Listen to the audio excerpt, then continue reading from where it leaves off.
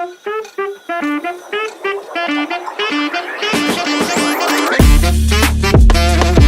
Krishna, welcome to our channel the way of law. तो आज हम लोग पढ़ेंगे बीएसए का 2 सेक्शंस, ठीक है। सेक्शन 166 और 167।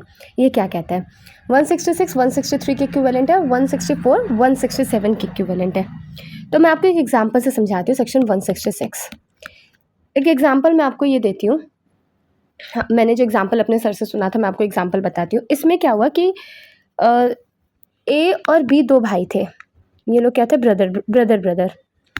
अब क्या हुआ, इनके फादर की डेथ हो जाती है। अब उसके बाद क्या होता है कि जो इनके फादर रहते हैं वो पहले क्या करते हैं, अपने लाइफ टाइम में एक विल बना देते हैं। और वो विल बनाते हैं और सारी प्रॉपर्टी जो रहती है वो किसके नाम कर देते हैं? ए के नाम वो सारी प्रॉपर्टी कर देते हैं।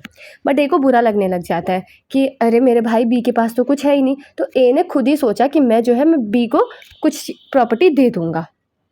अब यहाँ पे जो बी है उसको लगा कि ऐसा हो ही नहीं सकता, उसके पापा इसके साथ ऐसा कर ही नहीं सकते।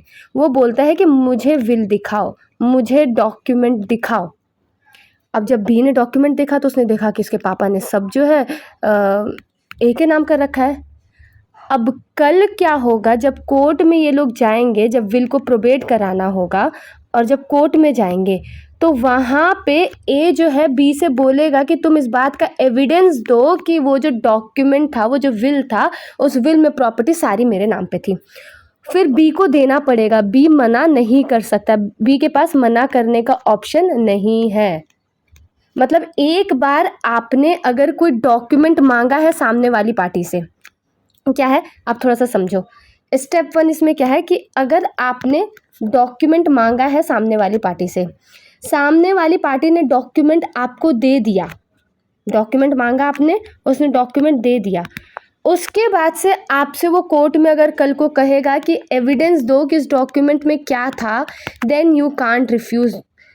तब आप नो नहीं कह सकते हो, आपको वो एविडेंस देना ही पड़ेगा। या तो डॉक्यूमेंट मत मांगो, साफ सीधी बात है। अब मांगा है तो दो, नहीं अगर नहीं मांगते तो फिर तो नहीं देना पड़ेगा, लेकिन अगर मांगा है तो एविडेंस देना होगा।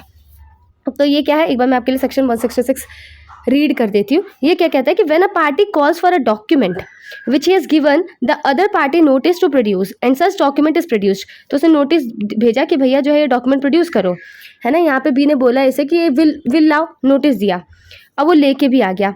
ही is bound to give it as evidence if the party producing it requires him to do so. तो अगर ए कहेगा कि यहाँ पे एविडेंस दो तो उसे देना ही पड़ेगा। अब चलो अगला हम लोग सेक्शन देखते हैं। ये दोनों जो सेक्शन है ना, ये मिलते जुलते आपको लगेंगे। सेक्शन 167 सेक्शन, ये भी मैं आपको एक एग्जांपल के थ्रू समझाती हूँ। ये क्या है, जैसे मान लो यहाँ पे क्या कहते हैं, कोर्ट में कोई डॉक्यूमेंट प्रूव होना है, ये कोई डॉक्यूमेंट है वो प्रूव होना है। तो ये डॉक्यूमेंट क्या कहते हैं कि बी के पास है। तो ए बी से बोलता है, डॉक्यूमेंट किसके पास है? बी के पास है।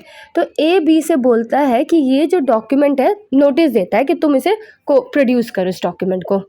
लेकिन बी जो रहता है, बी मना कर देता है। बी को लगता है कि शायद ए के फेवर में चला जाए, तो बी क्या कर देता है? बी मना कर देता है। अब कल को ए क्या करता है? सेकेंडरी एविडेंस ले आता है, क्योंकि ऑब्वियसली अगर ओरिजिनल डॉक्यूमेंट तो किसके पास है? बी के पास। अब बी दे नहीं रहा तो कोर्ट में बात तो प्रूव होनी है, तो सेकेंडरी एविडेंस लेके आ जाता है। अब बी देखता है कि जो डॉक्यूमेंट रहता है उसमें से कुछ ऐसी चीज़ें रहती हैं वो मिसिंग है, जो कि बी के फेवर में थी, वो चीज़ें मिसिंग है, और सारी चीज़ें ऐसी हैं कि वो ए के फेवर में है। तो फिर बी बोलता है कि नहीं जज साहब, मैं जो है ओरिजिनल डॉक्यूमेंट प्रोड्यूस करता हूँ। उसके बाद फिर जज साहब क्या कहेंगे? जज साहब मना कर देते हैं।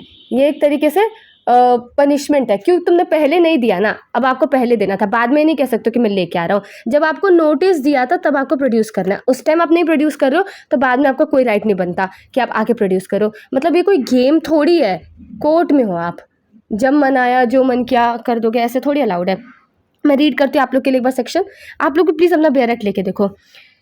When a party refuses to produce a document which he has had notice to produce, notice दिया था बी को बट बी ने मना कर दिया है, he cannot afterwards use the document as evidence without the consent of the other party or the order of the court। तो अगर दूसरी पार्टी कंसेंट दे रही है, मतलब यहाँ पे ए बोल रही है कि प्रोड्यूस कर लो या कोर्ट बोलती है प्रोड्यूस कर लो, तो वो कर सकती है, तो वो ओरिजिनल डॉक्यूमेंट ला सकता है। वरना नॉर्मली जनरल रूल क्या है, उसे अलाउड नहीं है, वो डॉक्यूमेंट नहीं, मतलब अलाउड नहीं है, कोर्ट मना कर सकती है। लेकिन हाँ, अगर कोर्ट ने परमिशन दे दिया, सामने वाली पार्टी कह रही कि नहीं भाई तू ले आ, तो ठीक है, there is no issue in it. Okay यहाँ पे इलस्ट्रेशन है, इलस्ट्रेशन सेम है जैसे मैंने आपको एग्जांपल दिया था.